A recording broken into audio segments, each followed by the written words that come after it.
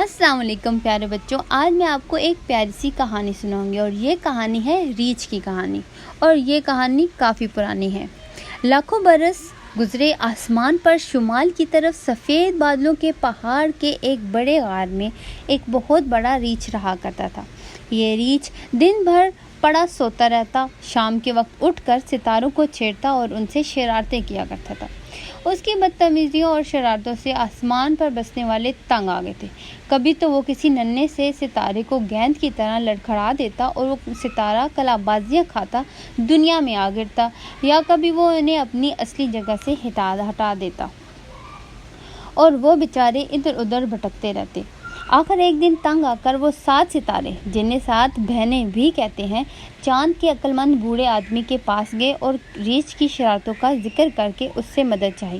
بوڑھا تھوڑی دیر تو سر کھجاتا رہا، پھر بولا، اچھا میں اس نامعقول کی خوب مرمت کروں گا، تم فکر نہ کرو۔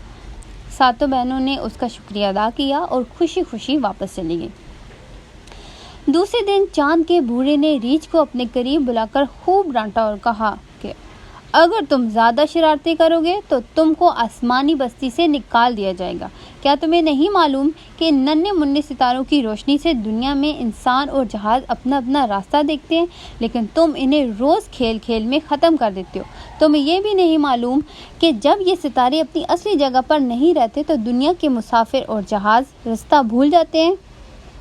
میاں ریچھ نے اس کان سنا اور اس کان سے نکال دیا اور کہکا مار کے بولا، میں نے کیا دنیا کے جہازوں اور مسافروں کی روشنی کا ٹھیکہ لے لیا ہے جو ان کی فکر کروں؟ یہ کہہ کر ریچھ چلا گیا۔ جانے کے بعد بوڑھے نے بہت دیر سوچا کہ اس شیطان کو کس طرح قابو میں لاؤں۔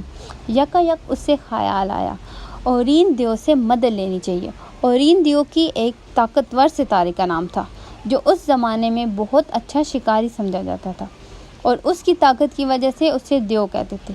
یہ سوچ کر بوڑھے نے دوسرے دن اورین دیو کو بلایا۔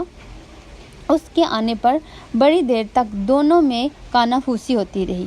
آخر یہ فیصلہ ہوا وہ آج شام ریچھ کو پکڑنے کی کوشش کرے۔ چنانچہ رات گئے، اورین دیو نے شیر کی کھال پہنی اور ریچھ کے غار کی طرف چلا۔ جب ریچھ نے ایک بہت بڑے شیر کو اپنی طرف آتے دیکھا تو اس کے اوزان خطا ہو گئے اور وہ ننھے منھے ستاروں سے بنی ہوئی اس سڑک پر جو پریوں کے ملک کو جاتی ہے اور جسے ہم کہکشاں کہتے ہیں، بے تحاشا بھاگا۔ آخر بڑی دور دھوپ کے بعد طاقتور شکاری نے میاں ریچھ کو آ لیا اور ان کو پکڑ کر آسمان پر ایک جگہ قید کر دیا جہاں وہ اب تک بندھے کھڑے ہیں۔ اگر تم رات کو قطب ستارے کی طرف دیکھو تو تمہیں اس کے پاس ہی ریچھ بندہ نظر آئے گا، جن کو ان 7 بہنوں میں سے 4 پکڑے کھڑی ہیں، باقی 3 بہنوں نے اس کی دم پکڑ رکھی ہے۔ اگر تم آسمان پر نظر دوڑاؤ تو تمہیں اورین دیو بھی تیر و کمان لیے ریچھ کی طرف نشانہ لگائے کھڑا نظر آئے گا۔ تو بچوں، آسمان پر ریچھ کو ڈھونڈو گے نا؟ تو اسی طرح کی مزید پیاری سی کہانیوں کے لیے میرے چینل کو سبسکرائب کیجیے اور شیئر کیجیے۔ شکریہ، تھینک یو۔